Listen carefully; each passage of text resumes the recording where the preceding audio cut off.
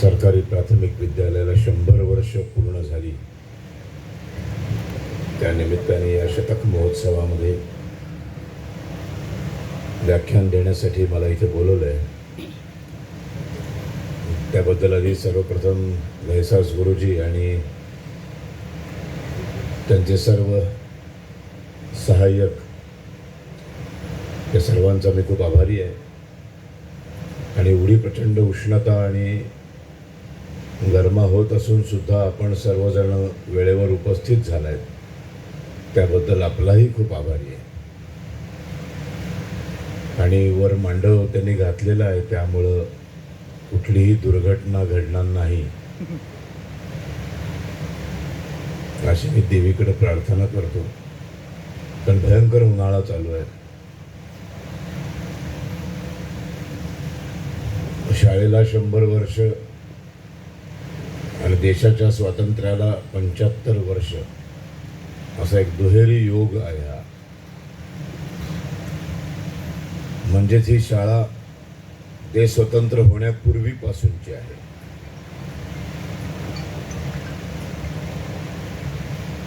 या शाळेला स्वतःचा असा एक मोठा इतिहास आहे. हा इतिहास फार महत्त्वाचा असतो. आजचा विषय सुद्धा असाच आहे, भारत काल आज आणि उद्या.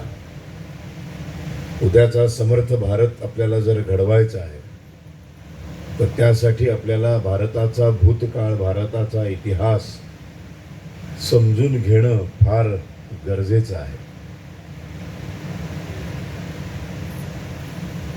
भारत हा देश नाही, हा एक राष्ट्र आहे.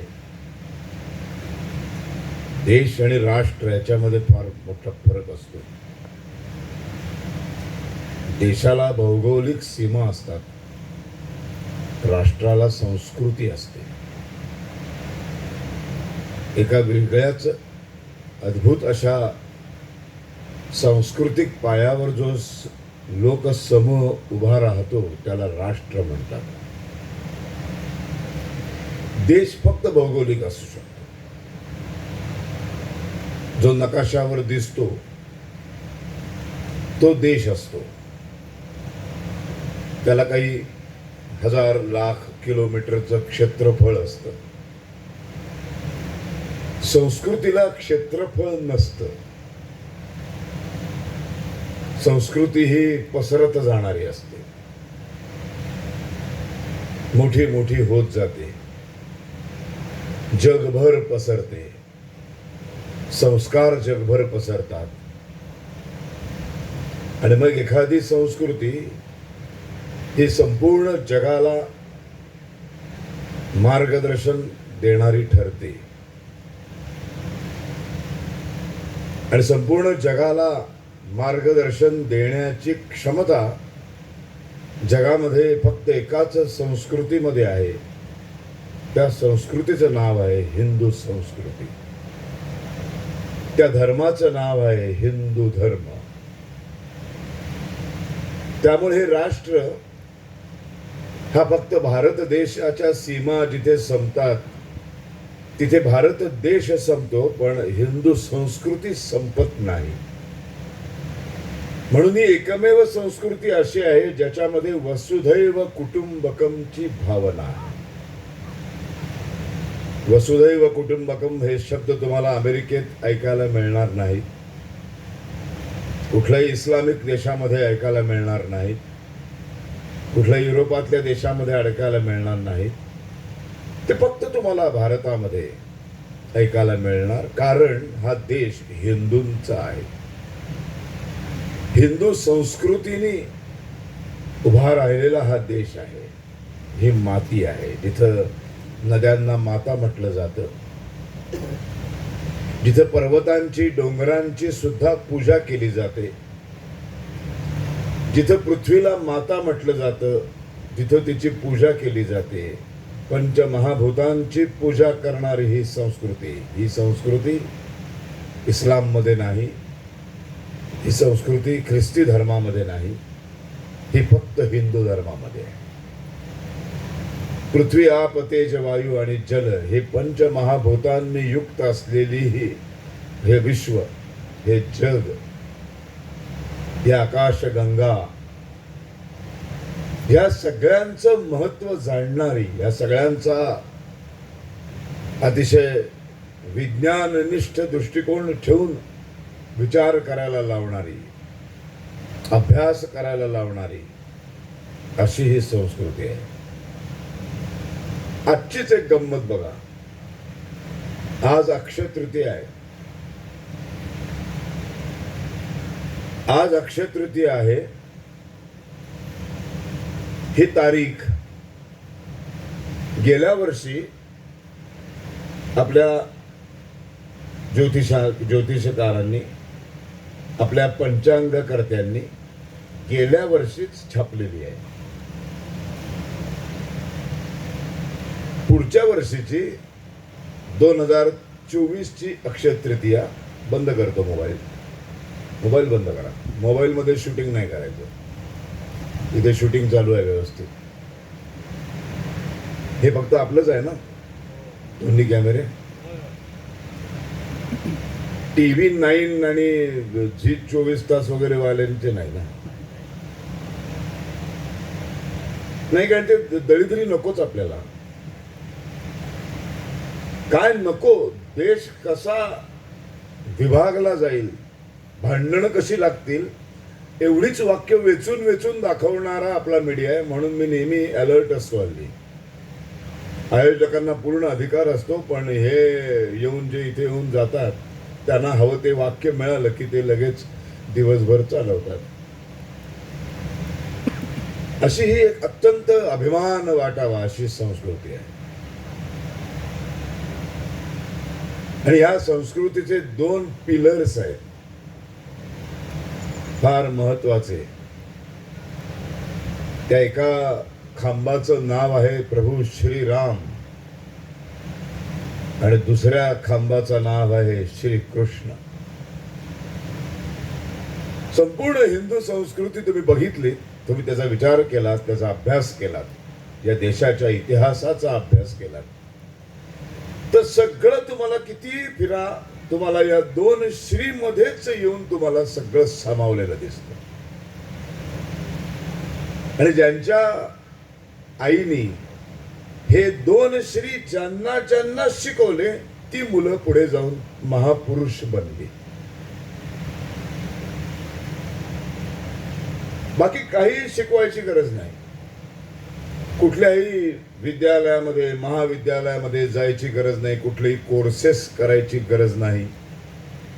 फक्त घरामध्ये लहान वयापासून 2 श्री शिकवायचे, श्रीराम आणि श्री कृष्ण. पराकोटीचा आदर्श म्हणजे कसं असावं हे श्रीराम शिकवतो. आणि आपण समोरच्या शत्रू बरोबर आदर्श कधी बाजूला ठेवावा आणि शत्रूच्या भाषेत त्याला उत्तर द्यावं हे श्रीकृष्ण शिकवतो. या दोन्हीचा मिलाप जिथे जिथे झाला तिथं तिथं एक शिवाजी जन्माला आलाय.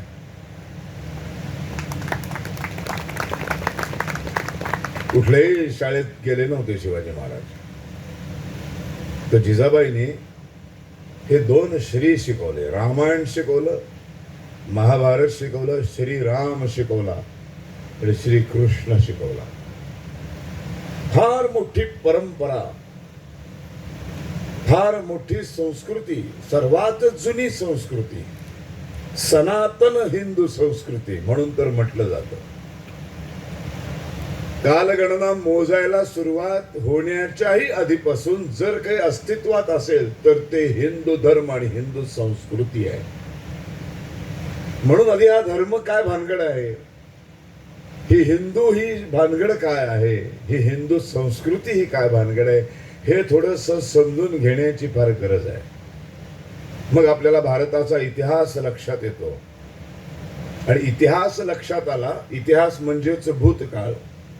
एकदा भूतकाळ कळला की वर्तमानाकडे बघता येतं की भूतकाळाप्रमाणे आपण वर्तमानात वागतो आहोत का आणि मग का वागत नाही आहोत. वर्तमानामध्ये काय आपल्या देशाची, आपल्या संस्कृतीची, मानव जातीची आपली अवस्था आज अशी का झाली आहे? कारण आपल्या इतिहासाशी आपण प्रामाणिक राहिलो नाही. आणि मग आपल्याला भविष्याचा विचार करता येतो. उद्याचा भारत कसा बनवायचा, उद्याचा हिंदू धर्म कसा असायला हवा, उद्याचा प्रत्येक हिंदू माणूस कसा असायला हवा, हे आपल्याला लक्षात येतं. म्हणून इतिहास फार महत्वाचा आहे. इतिहास काय अख्खा सांगणं 1-1.5 तासात अशक्य आहे. असे असंख्य दिवस आपण रोज बोलत राहिलो तरी इतिहास संपणार नाही. पण अत्यंत महत्वाच्या ज्या गोष्टी आहेत त्या आज इथे बोलणं फार गरज आहे. उद्याच्या भारत घडवण्यासाठी त्यातल्या अत्यंत महत्वाच्या गोष्टी अशा आहेत की एकतर पहिल्यांदा धर्म म्हणजे काय हे समजून घेण्याची फार गरज आहे. श्रीराम समजून घेण्याची गरज आहे, श्रीकृष्ण समजून घेण्याची गरज आहे. शिक्षण पद्धती कशी होती, कशी आहे आणि कशी असायला पाहिजे हे समजून घेण्याची गरज आहे. एवढ्या 2-3 गोष्टी जरी कळल्या तरी आपल्याला समर्थ भारत बनवता येईल. महासत्ता म्हणजे काय आणि विश्वगुरु म्हणजे काय यातला काय फरक आहे हेही फार समजून घेण्याची गरज आहे. आज संपूर्ण जग हे महासत्ता बनण्यासाठी धडपडतंय. आज जी रशिया युक्रेनची लढाई सुरू आहे त्याच्यामध्ये रशियाला फक्त महासत्ता बनायचंय. अमेरिका गेली कित्येक वर्ष जगावर आमचीच सत्ता कशी चालेल, संपूर्ण 252 देश आमच्याच अधिपत्याखाली कसे येतील, देशातल्या कुठल्याही देशातला मुख्य निर्णय घेण्यापूर्वी ते आमच्याशी सल्लामसलत कसे करतील एवढाच विचार करतात. अमेरिका त्यासाठीच धडपडते, जर्मनी त्यासाठीच धडपडते, फ्रान्स, रशिया, चायना सगळे महासत्ता होण्यासाठी धडपडत आहेत. एकमेव भारत असा आहे तो विश्वगुरु होण्यासाठी धडपडतोय. महासत्ता शस्त्राच्या आधारावर, तलवारीच्या आधारावरती घडवता येते. विश्वगुरु हे फक्त तलवारीच्या आधारावर घडवता येत नाही. तलवार लागतेच पण त्याच्यासोबत संस्कार लागतात. त्याच्यासोबत एक फार मोठी सनातन संस्कृती लागते. एक योग्य जीवन पद्धती असणं फार गरजेचं असतं. त्यामुळे आपण सुरुवात आधी हिंदू आहोत म्हणजे नेमकं काय आहोत, कारण सध्याचा अत्यंत कळीचा मुद्दा आहे हा. अत्यंत सगळे राजकीय पक्ष आता अचानक आम्ही कसे हिंदुत्ववादी आहोत आणि आमचंच हिंदुत्व हे कसं योग्य आहे हे सांगण्याची सातत्याने धडपड करतायत. गोव्यामध्ये परिस्थिती वेगळी असेल पण तुमच्या चिकटून जो महाराष्ट्र आहे त्या महाराष्ट्राचं राजकारण सध्या या आमचं हिंदुत्व, तुमचं हिंदुत्व, त्यांचं हिंदुत्व याच्यावरच गेले 9 महिने आपण गदारोळ बघतो रोज बातम्यांमध्ये. आणि एकंदरीतच हिंदू प्रत्येक माणसाला, जवळजवळ 90% माणसाला आपण हिंदू आहोत म्हणजे काय आहोत हे माहीत नाही. ह्याच्याबद्दल मला पूर्ण गॅरंटी आहे. 10% लोकांना फक्त माहीत असेल की आपण हिंदू आहोत म्हणजे नेमके काय आहोत. 33 कोटी देवदेवतांची आपण पूजा करतो म्हणजे किती देव आहेत आपल्याकडं, आपणच आपल्या 33 कोटी देवतांची टिंगल करतो. इतके देव कसे काय असतात बाबा. कोटी म्हटलं की आपल्याला आपण सांख्यिकी भाषेत त्याला करोड बनवतो. कोटी म्हणजे गणिती भाषेमध्ये करोड होतात. करोड झाले किती संख्या होते. कोटी हा प्रकार आहे, ही संख्या नाही. 33 प्रकारचे देव. आणि जर तुम्ही वेद वाचलेत, उपनिषद वाचलीत, पुराण वाचलीत, पुराणातल्या गोष्टी वाचल्यात तर एकेका देवाने असंख्य अवतार घेतलेले तुम्हाला दिसतील. वेगवेगळ्या परिस्थितीमध्ये एखाद्या राक्षसाच्या निर्दालनासाठी त्या त्या वेळच्या गरजेनुसार अवतार घेतलेले आहेत. आणि जेवढे अवतार झाले तेवढे त्या एका विष्णूच्याच हजारो शाखा आहेत. आत्ताच त्यांची एक आपण मूर्ती बघून आलो. एक देवता तिच्या हजारो शाखा आहेत. त्या त्या वेळच्या गरजेनुसार ते अवतार घेत गेले आणि त्यांची मंदिरं बनत गेली. प्रकार फक्त 33 प्रकारचे देव आहेत. त्या कोटीचा अर्थ प्रकार आहे, पण त्या कोटीचं गणित भाषेमध्ये करोड होतं आणि करोड झालं की त्याला संख्यात्मक रूप येतं आणि मग ते 33 करोड होतात. आणि मग हिंदू धर्मीयांनाच हे माहीत नसतं की 33 करोड देव म्हणजे अरे बापरे एवढे देव आहेत आपल्याकडं. आणि मग नकळतपणे इस्लाम आपल्यापेक्षा बरा आहे असं कुठंतरी वाटायला लागतं. ख्रिस्ती धर्म आपल्यापेक्षा बरा आहे कारण त्यांच्याकडे एकच गॉड आहे, त्यांच्याकडे एकच अल्लाह आहे. आणि मग ते तुमचा बुद्धिभेद करण्यामध्ये यशस्वी व्हायला लागतात आणि मग हळूहळू तुम्ही हिंदू धर्माची स्वतःच टिंगल करायला सुरुवात करता. आज तुम्ही जर बघितलं तर हिंदू धर्माची टिंगल करणाऱ्यांमध्ये सर्वात जास्त हिंदू आहे. हिंदू धर्माची सर्वात जास्त टिंगल करणारे न्यूज चॅनलवरचे डिबेट्स मधली जी लोक आहेत, देवदेवतांची, संतांची, त्यांच्या चमत्कारांची टिंगल करणारी जी माणसं तुम्ही बघता, अंधश्रद्धा निर्मूलनाच्या नावाखाली यातल्या एकाचीही हिंमत नसते की ते इस्लामच्या विरोधात काही बोलतील, एकाचीही हिंमत नसते ते ख्रिस्ती धर्माविरुद्ध काही बोलतील. अशी सगळी गंमत आहे. म्हणून हिंदू धर्म आणि धर्म हे थोडंसं विशद करण्याची फार गरज आहे. हिंदू धर्म कळला की मग हिंदू संस्कृती कळायला लागते. त्यासाठी धर्म म्हणजे आमच्याकडे जी बोडक्यावर आमच्या ब्रिटिश इंग्रजी भाषा मारून गेलेले आहेत. जरा पाण्याची बाटली केलं.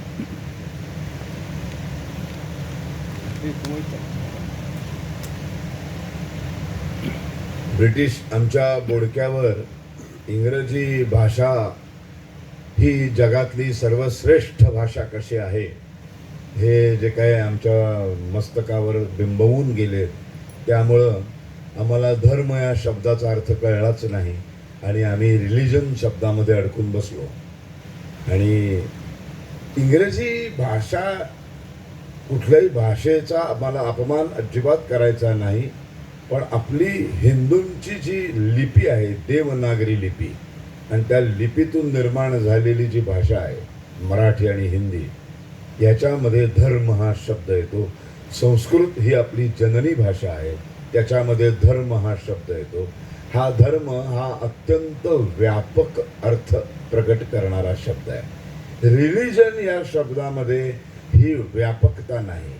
रिलिजनमध्ये फक्त 4-5 प्रकार येतात, हिंदू, मुस्लिम, ख्रिश्चन एवढेच प्रकार येतात. धर्म या शब्दामध्ये एकच अर्थ, तो म्हणजे गुणधर्म.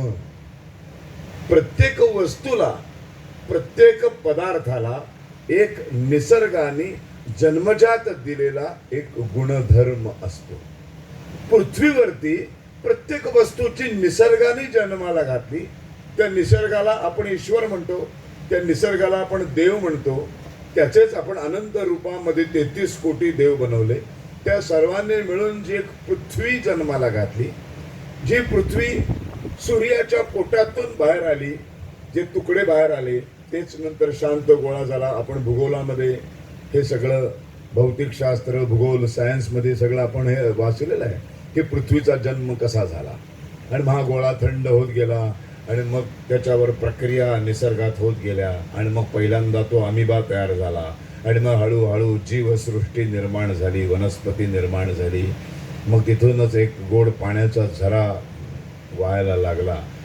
हे सगळं जे निर्माण होत गेलं, त्या निर्माण होणाऱ्या निसर्गाने पृथ्वीतलावर निर्माण केलेल्या प्रत्येक पदार्थाला, प्रत्येक वस्तूला जन्मजात एक गुणधर्म बहाल केलाय.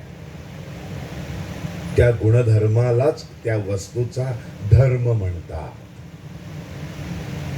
त्यामुळं जगात पृथ्वीतलावर एकही वस्तू, एकही पदार्थ निधर्मी नाही.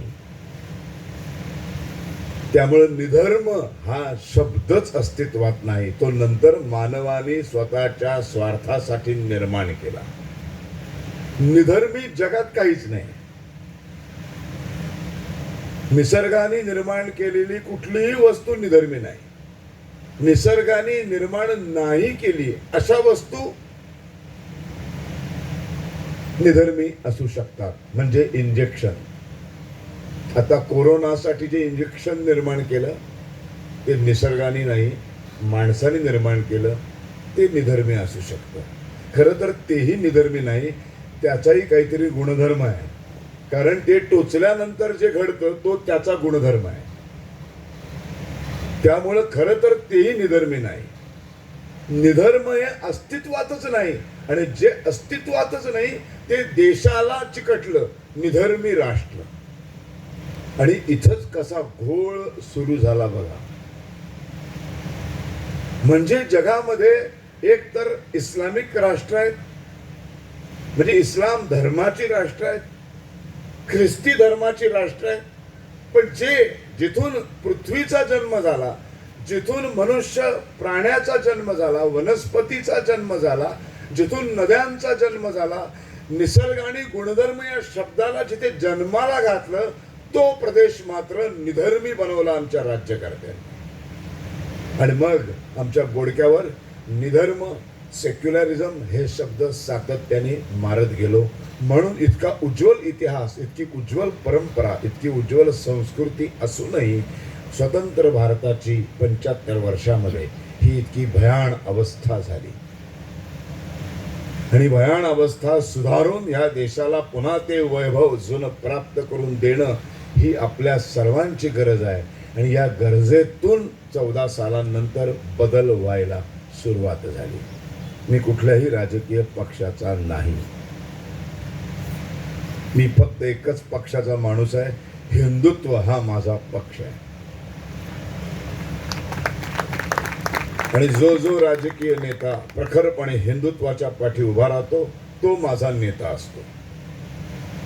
आणि म्हणून नरेंद्र मोदी हा माझा नेता आहे. ज्या दिवशी ते हिंदुत्व सोडतील त्या दिवशी तेही माझे नेते राहणार नाही.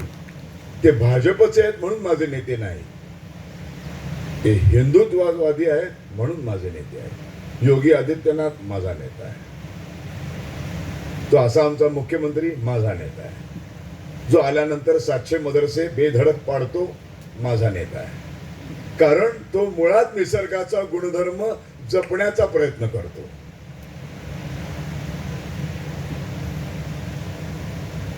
दगड, एक छोटी छोटी उदाहरणं घेत जाऊया. दगडाला पण धर्म आहे. आश्चर्य वाटेल, दगडाला काय धर्म आहे ना. कोणीतरी हलवल्याशिवाय तो हलत नाही. हा निसर्गाने त्या दगडाला दिलेला गुणधर्म आहे. एक दगड इथे ठेवून बघा, आज या तारखेला सगळं मंडप हलवा, तो दगड हलवू नका. पुढच्या वर्षी येऊन बघा, तो दगड तिथेच असेल. निसर्गाने दिलेला गुणधर्म आहे. हा गुणधर्म हा त्याचा धर्म आहे. कोणीतरी हलवावं लागतं त्याला. माणूस येऊन उचलतो, कोणावर तरी मारतो. पाण्याचा प्रवाह त्याला हलवतो, वनस्पती हलवतात, वादळामध्ये तो हलतो. काहीतरी जमीन दुभंगली, भूकंप झाला तर हलतो. पण त्याचा गुणधर्म कसा आहे, जेवढा हलवाल तेवढाच हलतो. एकदा फेकला की आपोआप तो स्वतःच्या पायावर चालायला लागला असं पण होत नाही. तिथे नेऊन टाकतात, तिथेच जाऊन थांबतो. तसाच असा पडला तर असाच पडतो, असा पडला तर असाच पडतो. तो 1,00,000, 2,00,000, 5,00,000 वर्षामध्ये मला का हलवलं नाही म्हणून वर करून मान करून बघतही नाही, तो विचारतही नाही. म्हणून तर आपण आपल्या मुलांना दगडासारखं म्हणतो. कारण आपली मुलं जेव्हा आळसावलेली असतात आणि ती हलतच नाही, अंथरुणातनं उठतच नाही, तेव्हा आपण त्याला ए दगडासारखा उठ, ही उपमा आपण देतो. तो त्याचा गुणधर्म आहे. हा निसर्गाने दिलेला गुणधर्म आहे, तो त्याचा धर्म आहे. म्हणजे दगड सुद्धा निधर्मी नाही.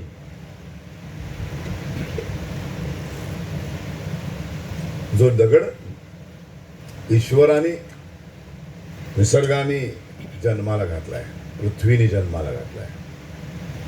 नदी उगम पावल्यानंतर वाहत वाहत वाहत अखेर कितीही अडथळे आले तरी ती सागराला जाऊन मिळणारच. असं कधीही होत नाही की नदीच्या मध्ये एक मोठी दरी आली, नदी त्या दरीत कोसळली आणि तिथंच थांबली. म्हणजे एक नदी वाहत आली, मग खूप मोठी खोल दरी आली, त्या दरीत ती कोसळणार नॅचरली, आणि त्याच्या पुढे उंच पर्वत उभा राहिला आणि पर्वताच्या पलीकडे समुद्र आहे. आता कशी ती पार करणार, त्या समुद्रापर्यंत जाणार? प्रश्न आपल्याला पडतो, नदीला नाही पडत. नदी त्या सगळ्यांवर मात करून शेवटी सागराला जाऊन मिळतेच. अशी एकही नदी नाही की जिचा उगम झालाय आणि ती मध्येच म्हणाली की जाऊ दे, मी नाही जात पुढे, आता कंटाळा. सगळ्या जातात ना बाकीच्या नद्या, मी सगळ्यांनी जायलाच पाहिजे असं काही नाही आहे.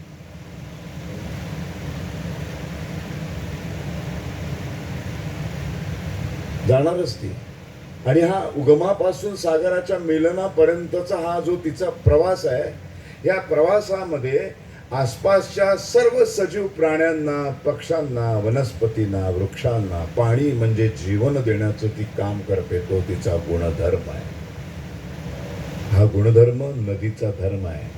ही नदी हिंदू, ही मुसलमान, ही ख्रिश्चन असं आपण म्हणत नाही. आपण फक्त नदीला नदी म्हणतो. अग्नी, अग्नीचा काय धर्म आहे? एक अग्नी पेटलेला असतो, त्या अग्नीच्या थोड्या अंतरावर जाऊन उभे राहिला तर तुम्हाला ऊब मिळते. थंडीमध्ये आपण शेकोट्या पेटवतो आणि जवळ जाऊन बसतो असे हात लावत, असे त्या अग्नीच्या अगदी जवळपर्यंत हात नेतो. पण खूप छान वाटतंय. मग एवढं जर जवळ बसूनच छान वाटते, तर आपण समजा अग्नीतच जाऊन बसलो तर थंडीच गायब होईल असं होतं का? असं आपण करतो का? नाही. का करत नाही? कारण अग्नीचा दुसरा गुणधर्म आपल्याला माहिती आहे. त्याच्या जवळ जो येईल त्याला ते ऊब देतं, त्याच्या आत पडेल त्याला ते जळून खाक करतं. आणि तिकडे आरक्षण चालत नाही.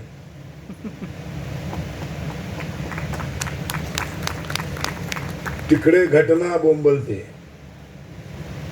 संविधान वगैरे सगळं गायब. जे जे पडेल ते जळून खाक. कोंबशे पडला, ब्राह्मण आहे म्हणून अख्खाच जळला. 3%, 5% आरक्षण असा समाजातला एखादा माणूस पडला तर तो 5%च राहिला, बाकीचा जळला. असं नाही होत.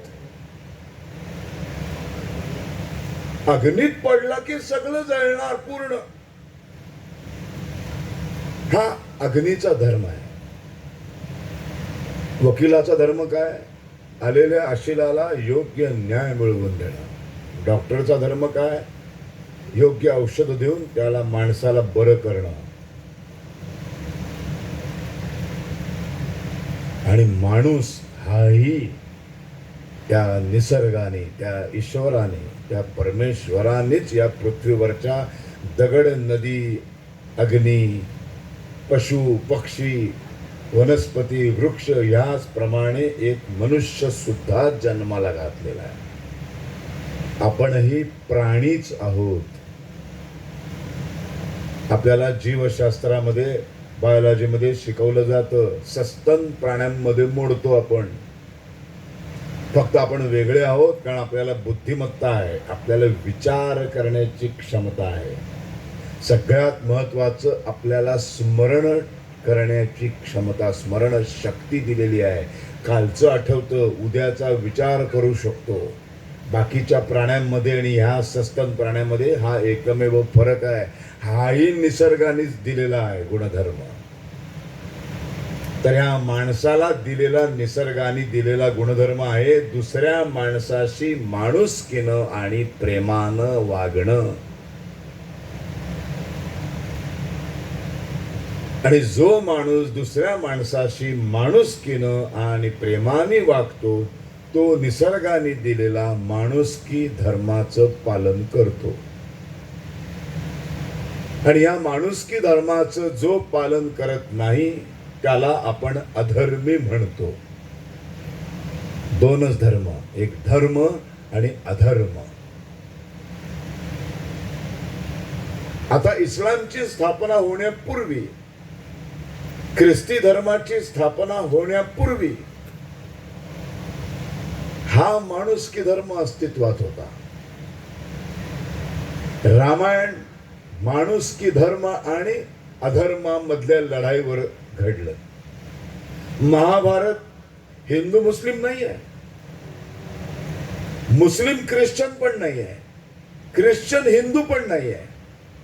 लढाई आहे धर्म आणि अधर्माची, लढाई आहे सत्य आणि असत्याची, लढाई आहे नीतिमत्ता आणि अनीतीची.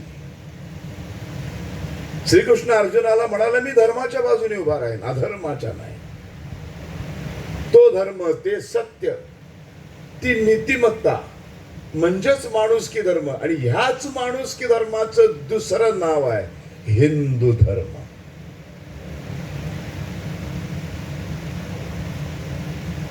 म्हणून गर्व से कहो हम हिंदू है, ह्यासाठी त्याचा गर्व असला पाहिजे की मी माणुसकी धर्माचं पालन करणारा माणूस आहे, म्हणून मी हिंदू आहे. मी एका विशिष्ट देवाची पूजा करतो म्हणून मी हिंदू नाही.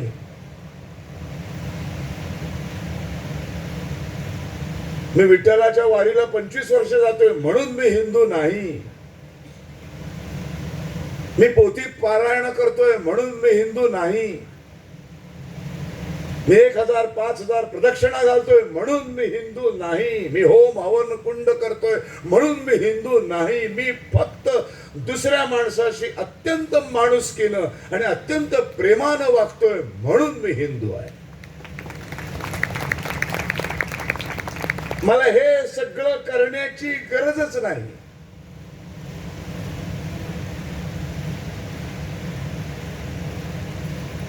म्हणून हिंदू धर्मामध्ये कुठले नीती नियम नाहीत, कुठल्या अटी नाहीत, कुठल्या शर्त नाही, कुठली घटना नाही.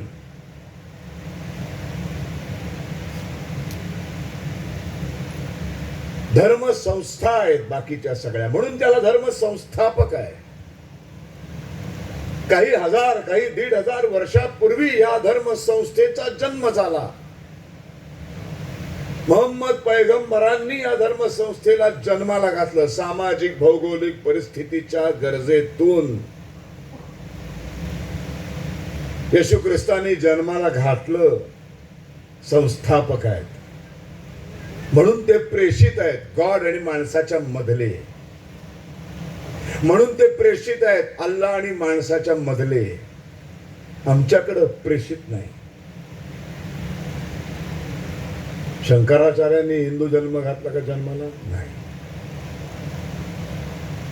ज्याच्या नावाने हा देश ओळखला जातो, ज्याच्या नावावर एवढी वर्ष राजकारण चालू आहे, ज्याच्या मंदिर उभारणीसाठी 400-500 वर्षांची लढाई लढावी लागली, त्या प्रभू श्री रामाने हिंदू धर्माला जन्माला घातलं का? नाही. राम जन्माच्या आधी पण हिंदू होता. ज्या हिंदू धर्माची भगवद्गीता धर्मग्रंथ आहे तो सांगणारा प्रभू श्रीकृष्ण, श्रीकृष्णाने जन्माला घातलं का हिंदू धर्माला? नाही. का सनातन संस्कृती आहे, एवढा प्राचीन, जगात दुसरं काही नाही. जगाच्या उत्पत्तीपासून निसर्गाने जे जे जन्माला घातलं, जन्मजात जे जे गुणधर्म बहाल केले, त्यात मनुष्य प्राण्याला घातलं, तिथंच हिंदू धर्माची स्थापना झाली. संस्थापक असेल तर तो परमेश्वर आहे, ईश्वर आहे. त्याला तुम्ही वेगवेगळ्या नावाने बोलू शकता. निसर्ग म्हणू शकता. जे नास्तिक असतात ते निसर्ग म्हणतात. आम्हाला काहीच फरक पडत नाही. सामाजिक भौगोलिक परिस्थितीच्या गरजेतून जमलेल्या समुदायाला एकत्र बांधून ठेवण्याची एखाद्या संताला, एखाद्या प्रेषिताला गरज निर्माण होते, तेव्हा तो धर्मसंस्थेची स्थापना करतो. एखाद्या धर्मसंस्थेची स्थापना झाली की त्याचं सभासदत्व येतं. सभासद करून घेणं ही प्रक्रिया सुरू होते. धर्मसंस्था मोठी झाली पाहिजे, धर्मसंस्थेचा विचार पसरवला गेला पाहिजे, धर्मसंस्थेचं आचरण करणारी माणसं वाढली पाहिजे, सभासद वाढले पाहिजेत, प्रचार वाढला पाहिजे. मग प्रचार वाढवण्यासाठी धर्मसंस्थेला स्वतःची अशी एक घटना लागते, स्वतःचं असं एक संविधान लागतं.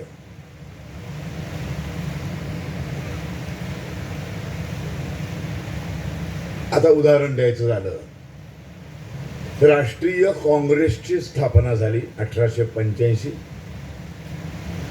1925 राष्ट्रीय स्वयंसेवक संघाची स्थापना झाली.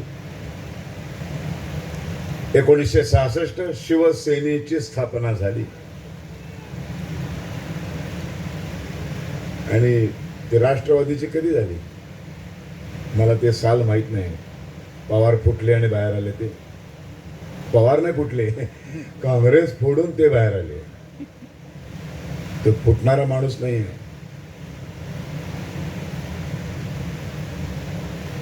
सामाजिक भौगोलिक परिस्थितीच्या गरजेतून राष्ट्रीय काँग्रेसची स्थापना आहे. स्थापना झाली, नीती नियम आले, काँग्रेसचं सभासदत्व कोणाला द्यायचं. काही काळासाठी ते नीती नियम मान्य झाले, म्हणून एक माणूस त्याचा सभासद झाला. ते नीती नियम अमान्य झाले, ते नीती नियम पटेनासे झाले, सभासदत्व रद्द झालं त्याचं. तो तिथनं बाहेर पडला आणि स्वतःचे वेगळे नीती नियम, वेगळी घटना बनवून त्यांनी राष्ट्रीय स्वयंसेवक संघाची स्थापना केली. त्या सभासदाचं नाव आहे डॉक्टर केशव बळीराम हेडगेवार. राष्ट्रीय स्वयंसेवक संघ स्थापन केल्यानंतरही त्याची काँग्रेसचं सभासदत्व टिकलं का? नाही टिकलं. कारण काँग्रेसची घटना त्याला मान्य नाही आहे. त्याचे जे नीती नियम आहेत सभासद मिळवण्याचे ते त्याला मान्य नाही, म्हणून त्यांनी स्वतःच निर्माण केलं.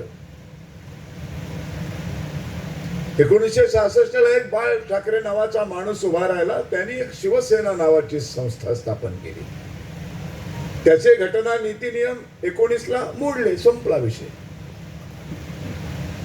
ते घटना नीती नियम घेऊन एक माणूस बाहेर आला आणि त्यांनी त्याची वेगळी चूल मांडली त्याच घटनेवर आधारित. त्याचं नाव एकनाथ शिंदे. ते आज महाराष्ट्राचे मुख्यमंत्री. फोडले नाही, नीती नियम तुम्हाला मान्य नाहीत, आम्ही त्या नीती नियमांवर बनवतो आणि बाहेर पडले. म्हणून नियतीने तेच नाव, तो धनुष्यबाण त्यांना दिला.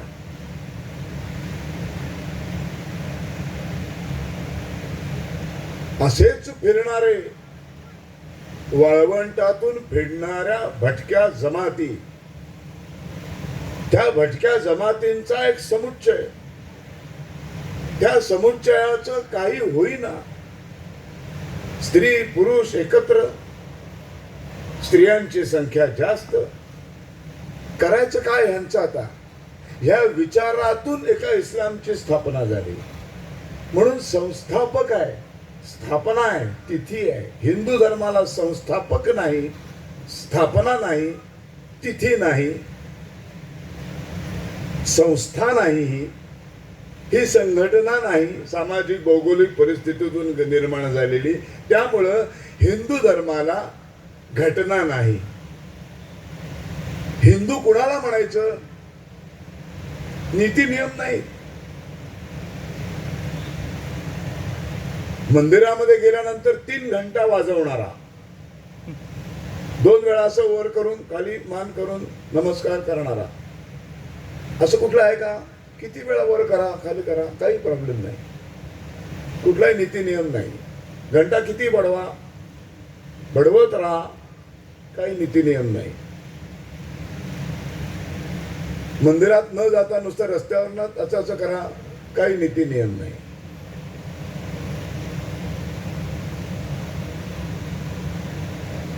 सोवळवळ न करता आतमध्ये जा, काही नीती, कुठलाच नीती नियम नाही. सगळ्यात मोठं सौंदर्य 100% नास्तिक होण्याची परवानगी आहे.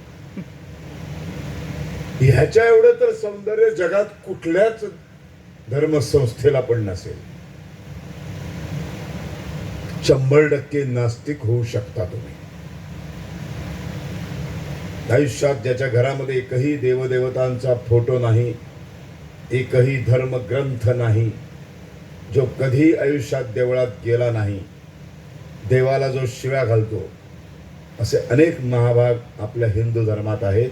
पण त्यांना आपण हिंदू धर्मातनं वाळीत टाकलेलं नाही. आजही गव्हर्नमेंटच्या फॉर्मवर ते लिहिताना धर्म हिंदूच लिहितात. तेही जे निधर्माच्या नावाने बोंबा मारतात ते फॉर्मवर कधीही निधर्म लिहित नाहीत.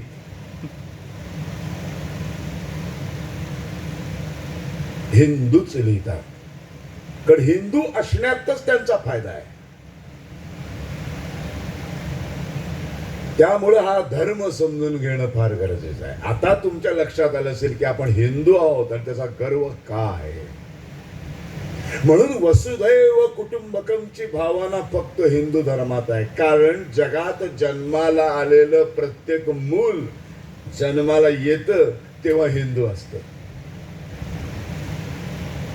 मग 7-8 वर्षाचं झाल्यानंतर त्याचे आई वडील ज्या धर्मसंस्थेचे असतात, इस्लामचे असतील, ख्रिस्ती धर्माचे असतील, ते आई वडील आपल्या त्या मुलाला त्याच्यावर ते काय तो बाप्तिस्मा, काय तो खटना आणि काय काय ते प्रकार आहेत. जसं आपल्याकडे एक मुंज आहे, एक संस्कार आहे, तो तसं तो त्या धर्मसंस्थेचं सभासदत्व होण्याचा एक समारंभ आहे. तो समारंभ करतात आणि त्याला प्रॉपर त्या धर्मसंस्थेचं सभासदत्व बहाल करतात आणि तो मुसलमान होतो. पण तो मूळ जन्माला येतो तेव्हा तो हिंदूच असतो. म्हणून फक्त या आपल्या धर्मामध्ये वसुधैव कुटुंबकमची भावना आहे. म्हणून पृथ्वीला आपण वंदन करतो, ते वंदन करायला तयार नाहीत. ते वंदन तेव्हाच करतील संपूर्ण पृथ्वीवरती त्यांच्या धर्मसंस्थेचं राज्य प्रस्थापित होईल. म्हणून त्यांच्या धर्मसंस्थेचा प्रसार आणि प्रचार कुठल्याही मार्गाने करणं हा त्या धर्मसंस्थेच्या घटनेचा एक भाग आहे. आणि हेच काम वर्षानुवर्ष चालू आहे. 1000-1500 वर्ष झाली आणि त्याचे परिणाम तुम्हाला गेल्या 75 वर्षातल्या स्वतंत्र भारतामध्ये दिसायला लागलेले आहेत.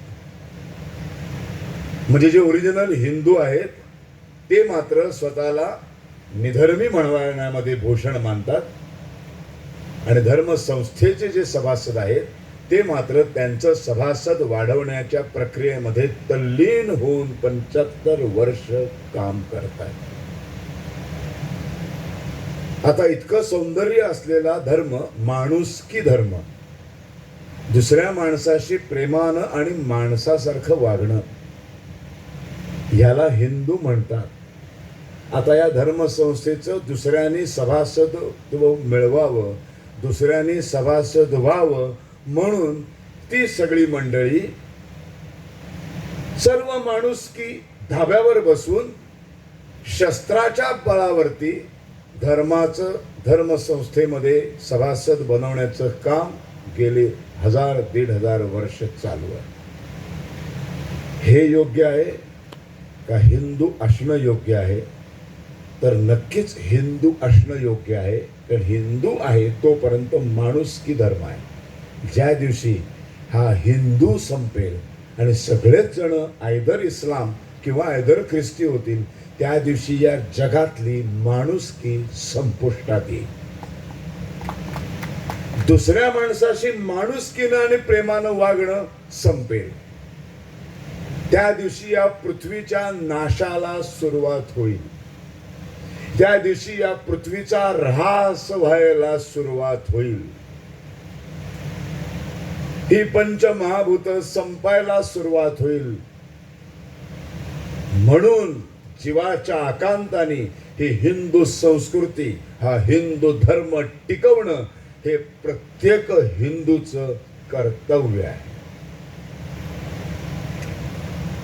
कारण हा माणूस जो परमेश्वराने जन्माला घातलाय, माणूस की धर्म जन्मजात बहाल करून तो जर का संपला, म्हणजेच निसर्गाच्या विरुद्ध जर का आपण गेलो, जेव्हा जेव्हा आपण निसर्गावर मात करायला जातो, जेव्हा जेव्हा आपण निसर्ग संपवायला जातो, नैसर्गिक गुणधर्माच्या विरुद्ध प्रवाहात भाग घ्यायला जातो, तेव्हा तेव्हा विनाशच होतो, तेव्हा तेव्हा निसर्ग संतापतो.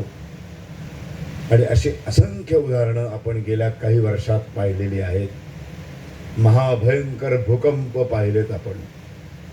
जपानमध्ये झालेला भूकंप, आत्ता नेपाळमधलं अख्खं संपुष्टात येणारा भूकंप, आणि वारंवार ह्या पृथ्वीने बहाल केलेला जो गुणधर्म आहे, तो गुणधर्माचा बॅलन्स समतोल राखण्यासाठी निसर्ग अशा पद्धतीचे धक्के ह्या निसर्गाला देत राहतो, या निसर्गातल्या प्रत्येक प्राण्याला पक्षाला देत राहतो आणि तो निसर्ग बहाल करत राहतो. पण जर हा संपूर्ण हे जग सुंदर बनवण्यासाठी हा संपूर्ण निसर्ग हे वृक्ष छान राहावेत, या वृक्षांवर प्रेम करणारा माणूस निसर्गाने जन्माला घातला, या प्राण्यांवर प्रेम करणारा माणूस निसर्गाने जन्माला घातला, या नद्यांना माता म्हणणारा माणूस निसर्गाने जन्माला घातला. असा माणूस जर संपला, म्हणजेच असा हिंदू संपला, तर सगळे प्राणी फक्त कापून खायचे असतात या एकाच गोष्टीसाठी शिल्लक राहतील. सगळे वृक्ष संपतील, सगळं संपत जाईल आणि पृथ्वीचा विनाश येईल. हा विनाश होऊ नये असं वाटत असेल तर हिंदू धर्म, हिंदू संस्कृती, ही सनातन हिंदू संस्कृती टिकवणं, ती जपणं हे आपल्या प्रत्येकाचं काम आहे. त्यामुळं सेक्युलरिझम आणि खुलसट निधर्मवाद ह्याच्यातून बाहेर पडा.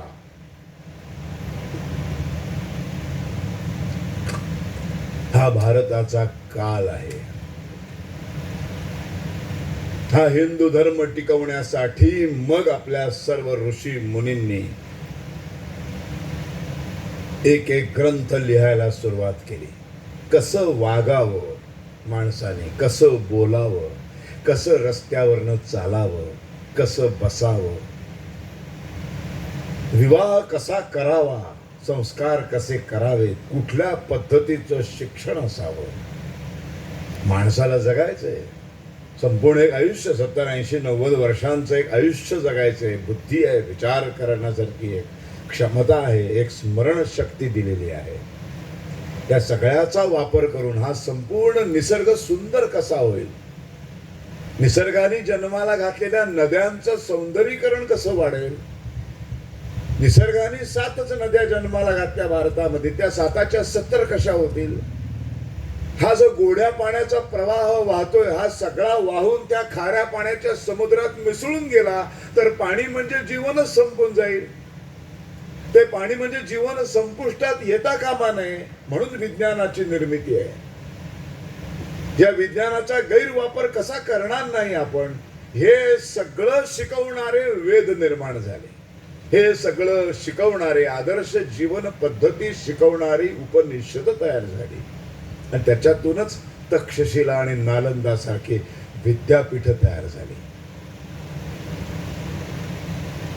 पूर्ण मनुष्याचा विचार करून, पूर्ण शारीरिक क्षमतेचा विचार करून शिक्षण पद्धती अवलंबल्या. सगळं आपण विल्हेवाट लावून त्याचं वाटोळं करून आपण आत्ता वागत आहोत. 8 वर्ष पूर्ण झाल्याशिवाय कुठलाही विद्यार्थी कुठल्याही मुलाला शाळेमध्ये पाठवत नसत. 8 वर्ष झाली की त्याची मुंज व्हायची. मुंज हा मनुष्य जातीचा संस्कार आहे. आपण निर्माण केलेल्या व्यवसायाधिष्ठित जातीचा संस्कार नाही. जन्माला आलेल्या प्रत्येक मनुष्याला मुंज करण्याचा अधिकार आहे. प्रत्येक मनुष्याला वेद पठण करण्याचा अधिकार आहे. प्रत्येक मनुष्याला सर्व काही करण्याचा अधिकार आहे. कारण प्रत्येक मनुष्य हा निसर्गाने जन्माला घातलेला आहे. या सगळ्या 18 पगड जाती या व्यवसायाधिष्ठित आहेत. हे व्यवसायाची रूप आहेत, व्यवसायावरून पडणारी आहेत. ह्यांना पुरोहित म्हणतो कारण त्यांचा व्यवसाय पौरोहित्य आहे. याला आपण वैद्य म्हणतो कारण त्याचा व्यवसाय औषध देणं, शरीरशास्त्राचा अभ्यास करून औषध देणाऱ्याला वैद्य म्हणतो. त्याला नंतर आपण डॉक्टर म्हणायला लागलो. ज्याला लाकूड कामामध्ये आहे त्याला आपण सुतार म्हणतो. पण त्या सुताराचा मुलगा वेदशास्त्र संपन्न झाला, वेदपेठ पाठशाळेमध्ये जाऊन प्रॉपर त्यांनी शिक्षण घेतलं, तर तो पौरोहित्य करणारा ब्राह्मण व्हायला पाहिजे. त्या ब्राह्मणाच्या एका मुलाने त्याला लोखंड कामामध्ये इंटरेस्ट असेल आणि त्यांनी जर उद्या लोखंडाचा व्यवसाय सुरू केला तर तो व्यवसायाने लोहार व्हायला पाहिजे. त्या लोहाराचा एक मुलगा स्वच्छता कामामध्ये जर पडला आणि त्याला भयंकर आवड असेल संडास साफ करण्याची, टाक्या साफ करायची, त्यातलं प्रचंड मोठं स्किल त्यांनी संपादन केलं असेल तर तो भंगी व्हायला पाहिजे. याचा अर्थ असा आहे की जन्माधिष्ठित जात ही कधीही अस्तित्वात नव्हती. ती नंतर आपण आणलेली आहे, राज्यकर्त्यांनी आणलेली आहे. तुमच्यामध्ये भांडण लावून, तुमच्यामध्ये दुही निर्माण करून आम्ही सुखाने राज्य करावं या एकाच विचारातून या जाती निर्माण झाल्या. श्रीकृष्णाने फक्त 4 वर्ण निर्माण केले, जात नाही. कामाची विभागणी केली. ते 4 वर्ण आजही उपलब्ध आहेत. ते 4 वर्ण आजही अस्तित्वात आहेत. प्रत्येक घरात, बँकेत, सचिवालयात, नगरपालिकेत, प्रत्येक ऑफिसमध्ये, प्रत्येक कार्यालयामध्ये, प्रत्येक इस्पितळामध्ये, प्रत्येक शाळेमध्ये, प्रत्येक महाविद्यालयामध्ये 2023 मध्ये सेक्युलरिझमची गप्पा मारणारे, मनूला शिव्या देणारे, वर्णभेदाला शिव्या देणारे प्रत्येकाच्या घरामध्ये हे 4 वर्ण आजही पाळले जातात. ही कामाची विभागणी आहे, ही जात नाही. हे सांगणारा भगवद्गीतेतला श्रीकृष्ण ब्राह्मण नव्हता. त्यालाही ज्याला सांगितलं तो अर्जुन ब्राह्मण नव्हता. ज्याने या सगळ्याचा आधार घेऊन मनुस्मृती लिहिली तो महर्षी मनु ब्राह्मण नव्हता. ज्याने आदर्श राजा कसा असावा, आदर्श मनुष्य कसा असावा याचं रामायण लिहिलं तो वाल्मिकी ब्राह्मण नव्हता. ज्याने कसं नसावं याचं उत्तम महाभारत लिहिलं तो व्यास ब्राह्मण नव्हता.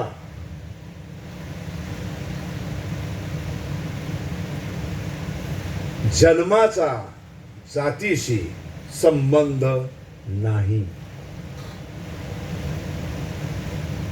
श्रीकृष्णाने 4 वर्ण सांगितले म्हणजेच कामाची विभागणी केली.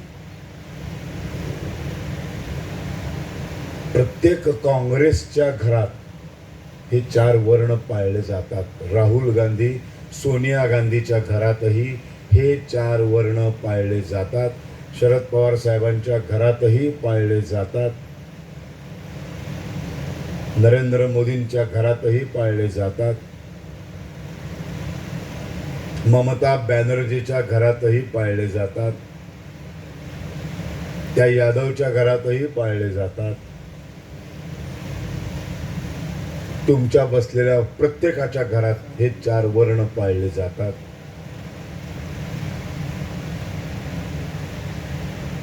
कामवाली येते की नाही घरी? येते ना? झाडू पोचा मारायला प्रत्येकाच्या घरात येते कामवाली.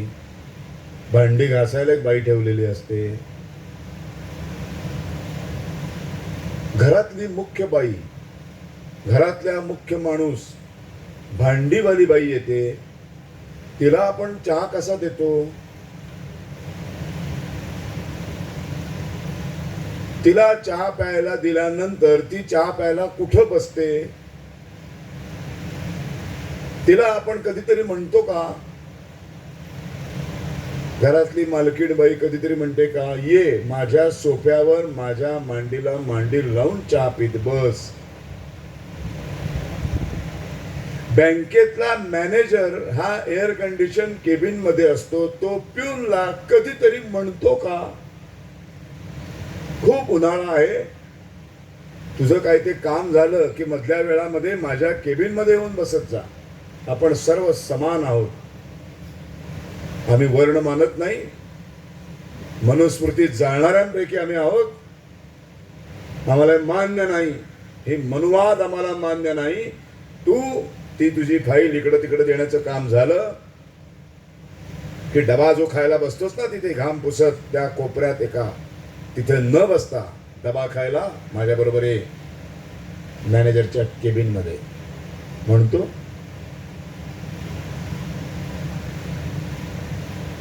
कामाची विभागणी.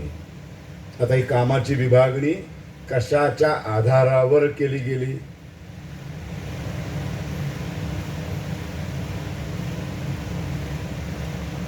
बाबा, मनुष्य म्हणून जन्माला आलास, तुला उदरनिर्वाह करायचा आहे, सर्वाइव्ह व्हायचं ना, आयुष्य जगायचंय. कोणीतरी तुला पोसणार नाहीये. तुझं 2 वेळचं जेवण, तुझा निवारा, तुझं पाणी, तुझं वस्त्र, हे तुला क्रिएट करायचंय. त्याच्यासाठी काही निधी लागणार तुला, तो निधी तुलाच मिळवायचा आहे. काय करतोस? उत्तम तुला आयुष्य जगायचं असेल, राजा व्हायचं असेल तर लढाई लढशील, पण त्यासाठी घोड्यावर बसावं लागेल, शस्त्र शास्त्र अस्त्र शिकावं लागेल, सतत मृत्यूशी झुंज द्यावी लागेल. प्रत्येक वेळेला काय माझीच तलवार समोरचं मुंडकं नाही कापत. युद्धामध्ये मैदानावरती असंही उलट होऊ शकतं की माझी तलवार वाचली, तो वाचला आणि त्याच्या तलवारीने माझं मुंडकं कापलं गेलं. त्यासाठी प्रचंड मोठी क्षमता लागते लढाई लढण्यासाठी योद्ध्याला. तो योद्धा असावा लागतो, शारीरिक बल प्रचंड असावं लागतं, प्रचंड बुद्धिमत्ता असावी लागते.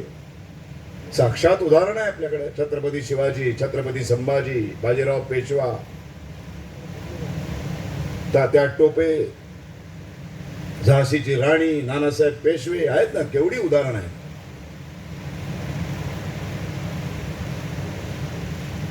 समर्थ शरीर, बलवत्तर, बलवान, बलवत असं असावं लागतं. आहे का? तो म्हणतो नाही हो, ती क्षमता नाही माझ्यात, माझी शरीर दुबळ आहे, मी ते नाही करू शकत, घाबरट आहे मी, भित्रा आहे मी, मला ते शस्त्र शास्त्र चालवणं, घोड्यावरनं जाऊन अशा लढाया वगैरे माझी कॅपॅसिटी नाही. सगळी माणसं सारखी नसतात ना. ठीक आहे, म्हणजे तू लढाया लढू शकत नाहीस, म्हणजे तू क्षत्रिय होऊ शकत नाहीस. एक वर्ण गेला. का होऊ शकत नाही? तो जन्माला आलाय म्हणून होऊ शकत नाही का? त्याची कुवत नाही म्हणून होऊ शकत नाही, त्याची कॅपॅसिटी नाही म्हणून तो होऊ शकत नाही. ठीक आहे, हे वेद घे. मी सांगतो गुरुजींना, ऋषी मुनींना, वेधशाळेत जा, वेदशास्त्र संपन्न हो, अत्यंत सन्मानाने आयुष्यामध्ये जग, सर्व मंगल कार्यांना तुला बोलवलं जाईल.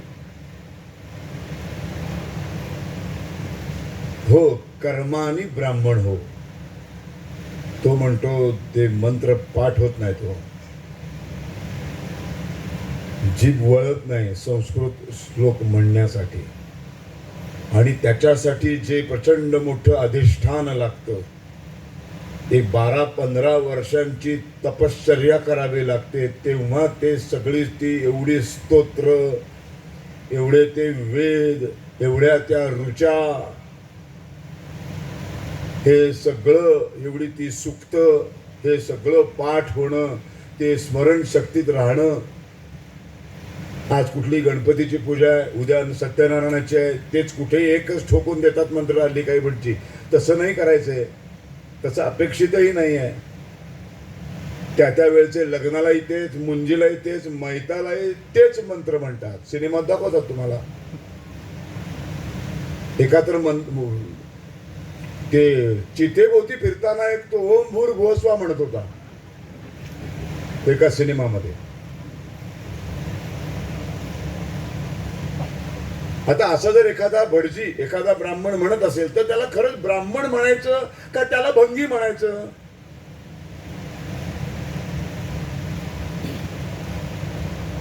मग तो म्हणतो माझी शारीरिक क्षमता नाही, मी युद्ध करू शकत नाही, मी क्षत्रिय होऊ शकत नाही, आणि बौद्धिक क्षमताने एवढं ते पाठांतर वगैरे ते नाही होऊ शक्य. बर, चल ठीक आहे. व्यापार करू शकतोस, धंदा, चल ट्राय कर. मी तुला 10 वस्तू देतो, इथे जागा देतो, विक. महिन्याभरात किती विकतोस बघू. महिन्याभराने आल्यावर वस्तू सगळ्या संपलेल्या असतात, पण 1000चा माल दिलेला असतो. 1200 रुपये त्यातनं येणं अपेक्षित असतं, वरचे 200 रुपये प्रॉफिट. हा म्हणतो अहो ते 1000 विकला माल, माणसं येत होती, मी विकत होतो, पण ते 1200 नाही आले हो. कसे नाही आले? 1000 रुपयाचे मालावर त्याच्यावर जे 20 रुपये 25 रुपये असे जी MRP किंमत होती, त्यानुसार 1000 रुपयाचा माल विकल्यावर 1200 रुपयेच यायला पाहिजे. तो म्हणतो नाही हो, ते 750च आले. अरे गाढवा, मग तू केलंस काय? तुला हिशोब नाही ठेवता आला? नाही हो, मला ते पण नाही जमत. म्हणजे ब्राह्मण होऊ शकत नाही, क्षत्रिय होऊ शकत नाही, वैश्य होऊ शकत नाही. आता राहिलं काय? कुठलीही बुद्धीच लागत नाही. 1-2 म्हशी मरून पडल्या आहेत रस्त्यावर, त्या अशा खेचत गावाबाहेर फेकून तरी असेल. हा म्हणतो ते मी करू शकतो. तो ते खेचत घेऊन फेकून आला. म्हणाला मी फेकलं, ते मी जाऊन चेक केलं, हो व्यवस्थित फेकलं. आता ते सगळं फरफटत घेऊन गेलाय. रस्ता सगळा स्वच्छ कर. रस्त्यावर पाणी ओतलं, झाडला, रस्ता स्वच्छ केला. बौद्धिक क्षमतेची गरज नाही, हिशोबाची गरज नाही, शारीरिक क्षमतेची गरज नाही, लढाऊ वृत्तीची गरज नाही. तो शूद्राचं काम करायला लागला. शूद्र म्हणजे खाली, हेच डोक्यातनं काढून टाका. शूद्र म्हणजे खालचा दर्जा, आणि ब्राह्मण क्षत्रिय म्हणजे वरचा दर्जा. हाच मुळात श्रीकृष्णांनी नाही सांगितला.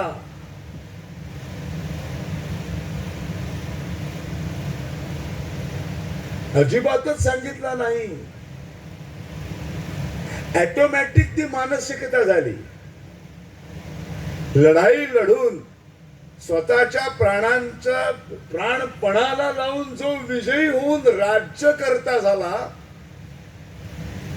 नकळतपणे रस्ता साफ करणाऱ्याची मानसिकता अशी झाली की हा राज्य करतो, हा स्वतःचा प्राण पणाला लावला. मला गुरं फेकून देऊन यायला प्राण नाही लावावे लागले, मला कुठली बुद्धी लावावी लागलेली नाही आहे. आणि मग त्याची मानसिकता झाली की हा ब्राह्मण हुशार आहे बाबा, जे मला येत नाही ते ह्याला येतंय, लढता मला येत नाही ते ह्याला येते, हिशोब मला येत नाही ते ह्याला येतात, आणि मग तो सगळ्यांसमोर असा राहिला. हे श्रीकृष्णाला अपेक्षित नाही. हे 4 वर्ण फक्त कामाची विभागणी आहे, आणि मग याचा उपयोग राज्यकर्त्यांनी आपल्या फायद्यासाठी या मनोवृत्तीचा उपयोग करून घेतला. आणि मग तो टाकणाऱ्याचा मुलगा तेच टाकायला लागला, त्याचा मुलगा तेच टाकायला लागला, त्याचा मुलगा तेच टाकायला लागला. वेद पठण करणाराचा मुलगा वेद पठणच करायला लागला, वेद पठणच करायला लागला, वेद पठणच करायला लागला. एखादा मतिमंद निघाला, एखाद्या ब्राह्मणाचा 4 पोरातला एक मुलगा त्या शूद्रासारखा असेल, त्याच्यामध्ये कुठलंही बळ नसेल, शारीरिक नाही, लढाईचं नाही, हिशोबाचं नाही, पण तो ब्राह्मणांच्या बाकीच्या 3 पोरात तो खपला, त्याला लपवला गेला. त्याला मुख्य ब्राह्मणाबरोबर नुसतीच सुपाऱ्या गोळा करायला बसवला गेला ब्राह्मण म्हणून, केवळ तो ब्राह्मणाच्या पोटी जन्माला आला म्हणून. त्याची लायकी शूद्र होण्याची होती, त्याची लायकी मेलेली गुरं आणि रस्ता साफ करण्याची होती, पण बाकीच्या ब्राह्मणांबरोबर त्या इतरांनी त्याला आपल्यात सामावून घेऊन त्याचं आयुष्य ढकललं. एक्झॅक्ट हेच घडत गेलं, आणि या सगळ्याचा परिपाक म्हणजे आजची भयानक जात रचना.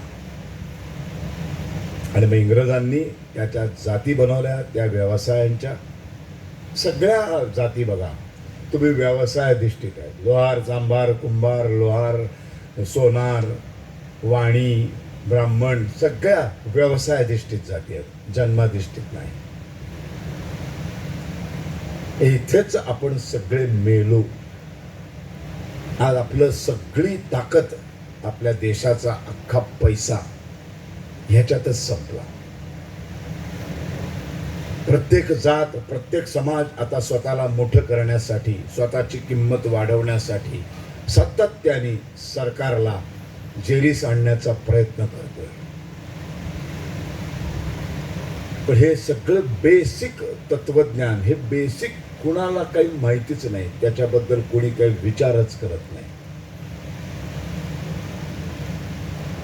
असा हिंदू धर्म नाही आहे. आणि मग ह्याच्यामुळं हिंदू धर्म बदनाम होतो. हे सगळं मुसलमान धर्मात पण आहे. मुसलमानात पण अशा 8-9 जाती आहेत. ख्रिस्ती धर्मात पण जाती आहेत, तिथे पण स्पृश्य सगळं आहे, पण ते बाहेर आणत नाही. चर्च मध्ये जाताना ते सगळे टाय बुटात असेच असतात, त्याच्यात एक भंगी पण असतो आणि त्याच्यात एक IAS ऑफिसर पण असतो. मशिदी समोर सगळे वर करून बसतात सिलेंडर, तेव्हा ते सगळे एकसारखेच असतात. हा फरक आपण करतो. हिंदू आजही कित्येक देवळांमध्ये प्रवेश नाही आहे. आजही कित्येकांना पूजेचे अधिकार नाही आहे.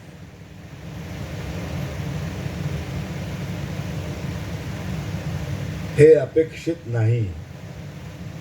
हे हिंदू धर्माचं डिवायडेशन करायला अत्यंत सोयीस्कर आणि सोपं गणित झालेलं आहे राज्यकर्त्यांना. जे ब्रिटिशांनी केलं, जे मोगलांनी केलं, जे निजामांनी केलं, ते पोर्तुगीजांनी केलं, ब्रिटिशांनी केलं आणि स्वतंत्र भारतातल्या काँग्रेसने केलं.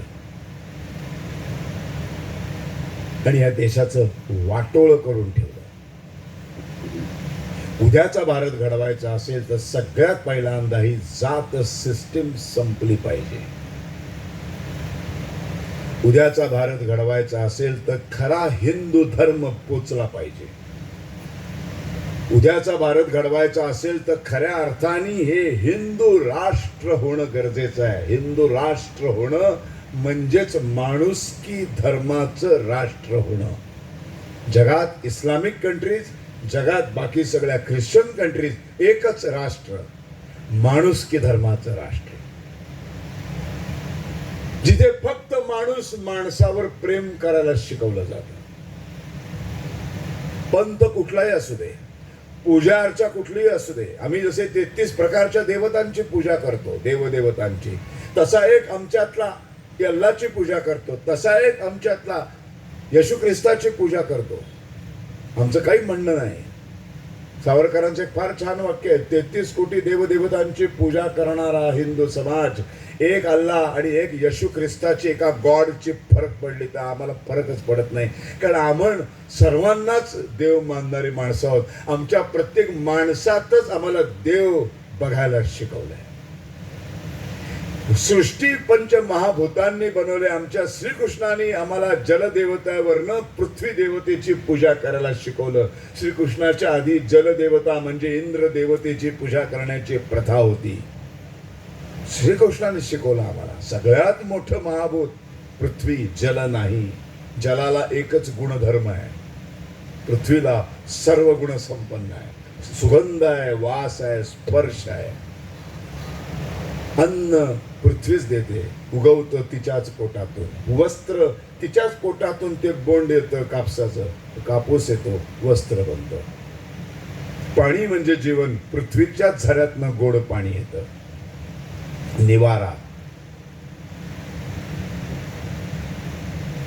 एकही कुदळ न मारता, वास्तुशांत न करता, पाया न खणता, डायरेक्ट सिमेंट होता याच्यावर, जमिनीवर सिमेंटचे थरवार थर द्या तुमच्या, आणि त्याच्यावर एक 2 मजली इमारत बांधून दाखवा.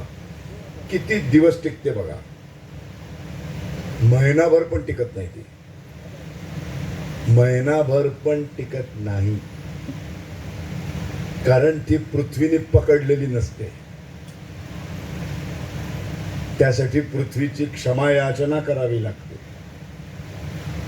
तिची मनधरणी करावी लागते. तिला आई मला पोटात घे असं म्हणावं लागतं. तिची क्षमा मागून, तिचे मंत्र म्हणून, ती प्रसन्न केल्यानंतर ती परवानगी देते. मार आता कुदळ, मी दिले तुला परवानगी, आता तुझा निवारा मी पकडून ठेवेन. आणि मग तिच्या पोटात खोलवर आपण पाया खणतो आणि तिच्या पोटातून कित्येक खाली मीटर आत जाऊन मग आपल्या निवाऱ्याला सुरुवात करतो. आपण राहायला तिथे नाही जात, राहतो वर, पण आपली सुरुवात तिथून खालून झालेली असते. त्यासाठी एक विधी झालेला असतो. मग ती घट्ट पकडून ठेवते. मग भूकंप येऊ दे, वारा येऊ दे, वादळ येऊ दे, सोडतच नाही ते. पण तिच्या नैसर्गिक गुणधर्माच्या विरोधात गेलात आणि तिची सटकली की लाखो हजारो घरं आणि लाखो हजारो इमारती फक्त ती पकड सोडते की धडाधड सगळं कोसळतं. आपण आत्ता काही वर्षांपूर्वी नेपाळमध्ये ते पाहिलं. त्याचे व्हिडिओ थरारक व्हिडिओ होते. अशा उंच इमारती दनादन कोसळल्या, अशी भेगाळली अख्खी पृथ्वी. हे सगळं होऊ नये असं वाटत असेल तर निसर्ग धर्म पाळला पाहिजे. आणि त्याचं नाव आहे हिंदू धर्म, त्याचं नाव आहे हिंदू संस्कृती. आणि या धर्म अधर्माची लढाई आहे. या धर्म संस्था आहेत, ह्या सगळ्या अधर्माने वागणाऱ्या आहेत. म्हणून त्यांना डोईजड होऊ द्यायचं नाही आहे. आणि त्यांना डोईजड होऊ न देणारी पिढी निर्माण करायची असेल तर आम्हाला आमच्या पुढच्या पिढ्यांना श्रीराम शिकवणं गरजेचं आहे, श्रीकृष्ण शिकवणं गरजेचं आहे. हे 2 शिकवले की आमच्या घरात एक शिवाजी जन्माला येणार.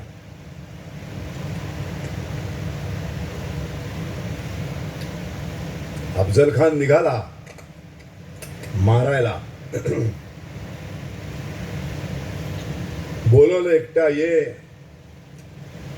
माहित होतं महाराजांना आता मी लढायला गेलो तर संपणार मी. अवाढव्य सैन्य, हत्ती दल, उंट दल, घोड दल, हे रणगाडे, बंदुका. माझ्याकडे किती आहे? 22,000 मावळे, एवढेसे रणगाडे, क्षमता नाही, स्वराज्यामध्ये तेवढा पैसा नाही की अशा साम्राज्याशी मी टक्कर देऊ शकेन. लढाई तर लढायची आहे, लढलं तर पाहिजे. आक्रमण करायला निघालेला आहे आपल्यावरती, विडा उचललेला आहे दिल्लीच्या बादशाह समोर. कौन वो दख्खन का चुवा उसको मरोड देता हूं, असा निघालेला शत्रू आहे. त्याला तर संपवलं पाहिजे, त्याच्याशी लढलं तर पाहिजे. क्षमता तर नाही आहे, म्हणजे मानसिक आहे. जे लागतं ना फिजिकली, सैन्य असावं लागतं, तेवढं पैसा असावा लागतो, कुमक असावे लागते, हे नाही आहे. 5 लाख आणि 5-10 हजार कशी लढाई होणार? ती अन्याय होणार, संपणार. आपण किती लढवय्ये असले तरी आपण संपणार खुलेआम लढायला गेलो तर. मग आईने शिकवलेला श्रीकृष्ण अंमलात आणायला सुरुवात केली. तिथे राम आणला का? नाही. कुठे राम आणायचं आणि कुठे कृष्ण हे शिवाजी महाराजांना कळलं. हे तिच्या आईने शिकवलं. रामाला दूर ढकलून दिला काही काळासाठी.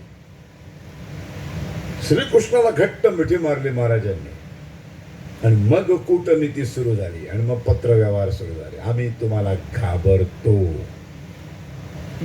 आम्हाला तुमची भीती वाटते.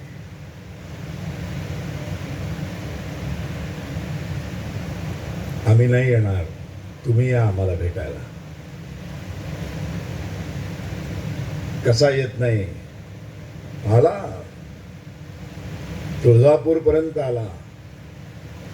ज्या राजाची कुलदेवता तुळजा भवानी, प्रत्येक कार्याची सुरुवात ज्या तुळजा भवानीच्या मस्तक टेकून जो करतो, तो कसा येत नाही प्रतापगडावरनं खाली? तुळजा भवानीची मूर्तीच फोडली. आलाच पाहिजे ना. Weak point.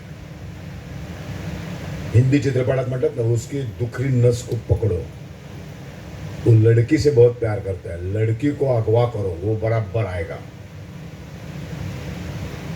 तसं अफजल खान म्हणाला, वो सब पूरी उसकी मोहब्बत वो तुलजा भवानी की मंदिर में है, उसकी श्रद्धा है, उसको श्रद्धा को ही तोड़ो, बराबर शिववान नीचे आएगा. आया नहीं.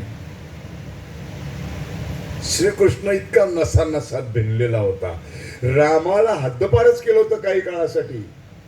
काही क्षण राम डोकावला असता तर चुकून तुळजापूरची तुळजा भवानीची मूर्ती तोडल्यावर कदाचित शिवाजी खाली आला असता. पण नाही, राम आता नकोयच तुम्हाला, आता मला फक्त श्रीकृष्ण हवाय. आलाच नाही. मग मंदिरातल्या पुजाऱ्याला धरला, गाय कापली, त्याचं गोमांस त्याच्या तोंडात कोंबलं. दुसरं श्रद्धास्थान महाराजांचं,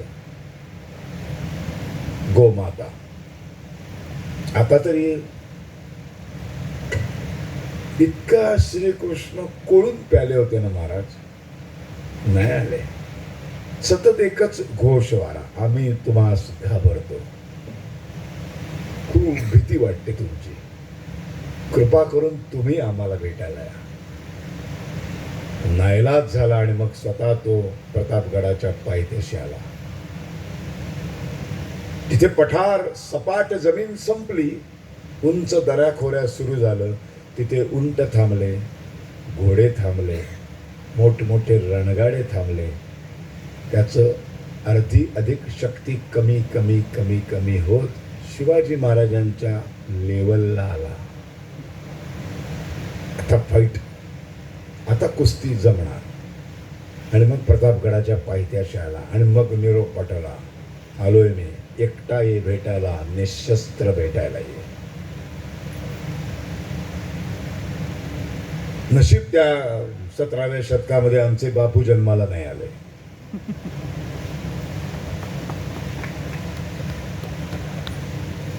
नाहीतर अहिंसा परमो धर्मा अर्धा मंत्र त्यांनी शिकवला असता महाराजांना. चुकून जर आमचे महाराज अहिंसा परमो, अहिंसेसारखं शस्त्र नाही, आणि खान साहेब एवढे चांगले आहेत, तेवढे प्रेमाने भेटायला बोलवत आहेत, एकटे म्हणतायत एकटं जायला पाहिजे, निशस्त्र ये म्हणतायत तर निशस्त्रही जायला पाहिजे, म्हणून गेले असते.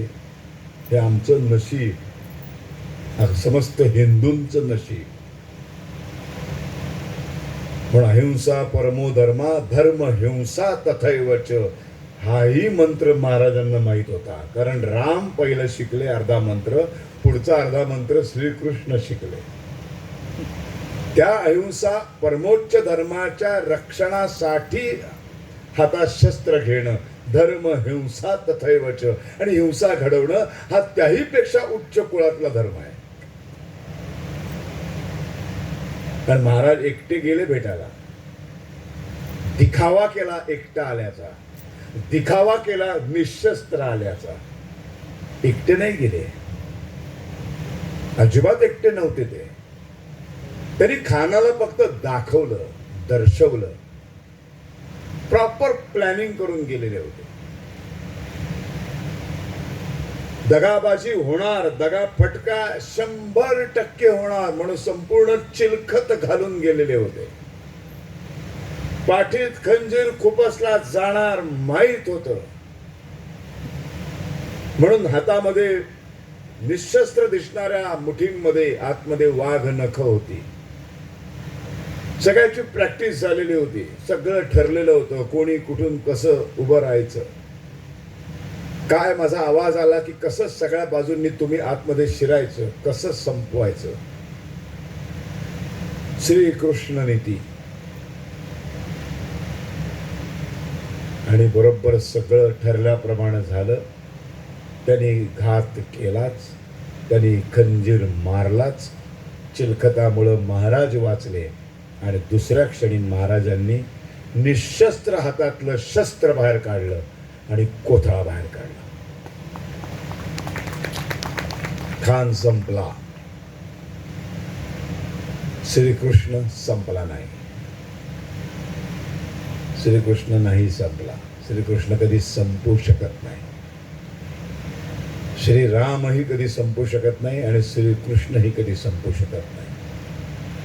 असं श्रीकृष्ण अंमलात आणणारे शिवाजी महाराज जेव्हा सुभेदाराची सून आपल्या ताब्यात सापडते, शत्रूची सून, तेव्हा मात्र श्रीकृष्णाला पूर्ण बाजूला ठेवतात आणि संपूर्ण आदर्श श्रीराम आचरणात आणतात आणि शत्रूच्या सुनेचे ओटी भरून तिला पाठवून देतात.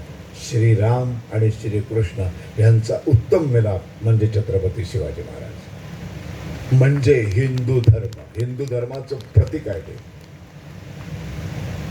पुढच्या पिढ्यांना काय शिकवायचंय, काय शिकवलं पाहिजे, शाळेत कितव्या वर्षी घातलं पाहिजे, का तक्षशिला नालंदा सारखी जी विद्यापीठ होती 8 वर्ष पूर्ण होतं तेव्हा वैज्ञानिक दृष्ट्या मनुष्याचा मेंदू सगळं ग्रहण करण्यासाठी पूर्णपणे सक्षम होतो. आणि 8 वर्ष यथेच्छ पूर्ण कुठलंही टेन्शन न घेता फक्त बालपण उपभोगायचं असतं. कोणी शिकवायला येत नाही, आ ई नाही, ए फॉर ऍपल नाही, कुठली गाणी नाही, काही नाही, यथेच्छ बालपण. मस्त उठायचं, मस्त खा पी खायचं, लोळायचं, खेळायचं. कोणीही काही शिकवत नाही. असं बालपण काय सुंदर आहे की नाही, आम्हाला मिळालंच नाही ते. आणि आता आम्ही निदान माझ्या पिढीपर्यंत तरी 5व्या-6व्या वर्षानंतर घातली, 5 वर्षाच्या पुढे घातली. आता तर 2.5 वर्षाच्या पोराला कोंबतात शाळेत. त्याचा मेंदू सक्षमच झालेला नसतो, पूर्ण निसर्गाच्या विरुद्ध. आणि मग ते 2.5 वर्षापासून ते त्याच्या वयाच्या 21, 22, 23 वर्षापर्यंत शिकतं. ते फक्त सुशिक्षित होतं, डिग्री होल्डर होतं, पण ते ज्ञानी होत नाही. आपल्या विद्यापीठांमध्ये 14व्या 15व्या 16व्या शतकातल्या विद्यापीठांमध्ये डिग्री होल्डर कोणी नव्हतं, पण सर्व विद्यार्थी ज्ञानी होत होते. आत्ताच्या शिक्षण पद्धतीमध्ये शिक्षित होतात, ज्ञानी होत नाहीत. ज्ञानाचा काही संबंध नाही. अशा पद्धतीचं ब्रिटिश धार्जिनं शिक्षण आम्हाला दिलं जातं. इतिहास शून्य शिकवला जातो. शौर्याचा इतिहास तर नाहीच, पराभूतांचा इतिहास शिकवला जातो. जो सिकंदर आमच्या देशात समुद्र, आमची सिंधू नदी पार करून आमच्या देशात पाऊल पण ठेवू शकला नाही, त्याच देशामध्ये जगत जेता सिकंदर असा धडा शिकवला जातो. आणि ज्या देशात छत्रपती शिवाजी महाराज जन्माला आले, श्रीराम जन्माला आला, श्रीकृष्ण जन्माला आला, आता विश्वात्मके देणे येणे वाग्यज्ञे तोषावे, तोषोनी मज द्यावे पसायदान, जगासाठी दान मागणारा एक ज्ञानेश्वर जन्माला आला. एका रात्रीत करोडपतीचा रस्त्यावरचा भिकारी झाला आणि पुढे जगद्गुरु संत तुकाराम महाराज झाले. असा संत आम्हाला शिकवलाच जात नाही. छत्रपतींना लढायचं कसं हे शिकवणारे समर्थ रामदास, ज्यांनी मॅनेजमेंट शिकवली, जगातले बेस्ट मॅनेजमेंटचा सर्वोत्तम प्राध्यापक या महाराष्ट्रातला, त्याचं नाव समर्थ रामदास स्वामी. शिकवलंच नाही. 12व्या शतकातली ज्ञानेश्वरी 15व्या शतकामध्ये स्वप्नात ज्ञानेश्वर माऊलींनी दृष्टांत दिल्यानंतर पैठणवरनं चालत येऊन आळंदीपर्यंत पोहोचून ती ज्ञानेश्वरी बाहेर काढून ती शुद्ध करून तुमच्यापर्यंत आणणारे एकनाथ महाराज आम्हाला शिकवलेच जात नाही. आम्हाला शिवाजी शिकवला जात नाही. मला 1857चं स्वातंत्र्य समर शिकवलं जात नाही. आम्हाला लोकमान्य टिळक शिकवले जात नाही. तुरुंगात बसून ग्रंथ लिहिणारा, तुरुंगात बसून 6000 ओव्यांचं महाकाव्य लिहिणारा सावरकर आम्हाला शिकवलेच जात नाही. एक बाई आपलं पोटचं पोर पाठीवर कट्ट कळून तलवारीचे वार झेलत लढणारी झाशीची राणी आम्हाला शिकवली जात नाही. अकबराला यथेच्छ लढणारा आम्हाला महाराणा प्रताप शिकवला जात नाही. आम्हाला मोगलांचा इतिहास शिकवला जातो. आम्हाला 1920 ते 1947 27 वर्षांचं फक्त गांधी पर्व शिकवलं जातं. हिंदू धर्माचं सौंदर्य शिकवलं जात नाही. वसुधैव कुटुंबकम शिकवलं जात नाही. पृथ्वी आप तेज वायू मधलं पृथ्वी हे सर्वश्रेष्ठ महाभूत, त्याला वंदन करणारं वंदे मातरम हे बंकिमचंद्र चट्टोपाध्यायांचं गीत आम्हाला शिकवलं जात नाही. आमच्या राष्ट्रगीतातून ते वगळलं जातं आणि जनगण मन अधिनायक जय हे जे राष्ट्रगीत म्हणून रवींद्रनाथ टागोरांनी लिहिलंच नाही, ते आमचं राष्ट्रगीत होतं. आणि जे राष्ट्रगीत म्हणून लिहिलं ते बंकिमचंद्रांचं आमचं राष्ट्रीय गीत होतं. राष्ट्रीय गीत म्हणण्याची सक्ती नसते, राष्ट्रगीत म्हणण्याची सक्ती असते. अधर्मी लोकांना खुश करण्यासाठी वंदे मातरम कापलं जातं आणि जनगणमन आमच्या बोडक्यावर बसतं. उद्याचा भारत बनवायचा असेल तर आधीचा भारत आता सांगण्याची फार गरज आहे. पृथ्वीला वंदन करायला शिकवण्याची गरज आहे. नद्यांना माता म्हणण्याची कला आमच्या मुलांमध्ये शिकवण्याची फार गरज आहे. आणि हे सगळं करायचं असेल तर एकच गोष्ट करण्याची गरज आहे. या देशावर एका हिंदुत्ववादी राजाची गरज आहे. हिंदूंना पाठीशी घालणारा, हिंदूंच्या बाजूनी ठामपणे उभा राहणारा एक राजकीय पक्ष लोकशाही मार्गाने दिल्लीच्या तख्तावरती सातत्याने बसण्याची गरज आहे. एक नरेंद्र आज सातत्याने तिथं बसण्याची गरज आहे. एक योगी आदित्यनाथ सारखा माणूस तिथं बसण्याची गरज आहे. तर हा माणुसकी धर्म टिकेल. माणुसकी धर्म टिकला तर इथले मुसलमान सुद्धा सुखाने जगतील. हे हिंदू राष्ट्र झालं तर इथले अहिंदू अत्यंत सुखाने जगतील. कारण आमच्या नसानसांमध्ये आक्रमण लिहिलेलंच नाही. आम्ही वसुधैव कुटुंबकम, जो येतो त्याला मिठी मारतो आमचा समजतो. आमची धर्म संस्था नाही, आम्हाला सभासदत्व वाढवायचं नाही, आम्हाला आमच्या संघटनेचा, आमच्या हिंदू धर्माचा प्रसार करायचा नाही, प्रचार करायची गरज नाही. आम्हाला कसलीच गरज नाही, आम्हाला कसली सक्ती करायची गरज नाही. देवळात जायलाच पाहिजे काही नाही आमच्याकडे, कशाचीच काहीच कुठलेही नीती नियम, कुठली काटेकोरपणा काही नाही. म्हणून कट्टरता आमच्यामध्ये नाही. कट्टर हिंदुत्ववादी हा शब्द चुकीचा आहे. कट्टर मुसलमान, कट्टर ख्रिश्चन बरोबर आहे. हिंदू कट्टर होऊ शकत नाही. एखाद्या धर्मसंस्थेचे काही नीती नियम असतात, ते 100% काटेकोरपणे पाळणारा जो सभासद असतो तो त्या धर्मसंस्थेचा कट्टर सभासद असतो. 5 वेळा नमाज पडणार, तो लेंगा अंडाच घालणार, ती दाढी वाढवणार, मिशी काढणार, इथे काळा घेईपर्यंत ते डोकं घासणार, 5 वेळा ते आयत म्हणणार, हे जे काही नियम आहेत ते काटेकोरपणे पाळणारा तो कट्टर मुसलमान, तो कट्टर ख्रिश्चन. हिंदू धर्मामध्ये ही कट्टरता सिद्ध करायला आमच्याकडे काही नाहीच आहे. कशाच्या आधारावर आम्ही कट्टरता सिद्ध करणार? एकच आधार, अत्यंत माणुसकीने आणि प्रेमानं वागणं. असा हिंदू धर्म, असे आपण सर्व हिंदू धर्मीय, आणि असं हे हिंदू राष्ट्र, असे हे सनातन हिंदू संस्कृती ही टिकवणं, ही पुढच्या भविष्याची हिंदुस्थानची, भारताची आणि समस्त जगातल्या मनुष्य जातीची गरज आहे बरं का. हे फक्त हिंदुस्थानची गरज नाही आहे. पण संपूर्ण विश्वाकडे लक्ष देण्यापूर्वी आपण अख्खा आपला देश हिंदू राष्ट्र बनवूया. मग आसपासच्या शेजाऱ्या पाजाऱ्यांना शिकवायला सुरुवात करूया. पहिलं घर स्वच्छ करूया, घर एकनिष्ठ करूया, घर सुसंस्कारित करूया, संस्कारित करूया. मग शेजाऱ्यांना सांगायला जाऊ, मग खालच्या मजल्यावरचे सांगायला जाऊ, मग वरच्या मजल्यावरचे सांगायला जाऊ, मग अख्ख्या सोसायटीला.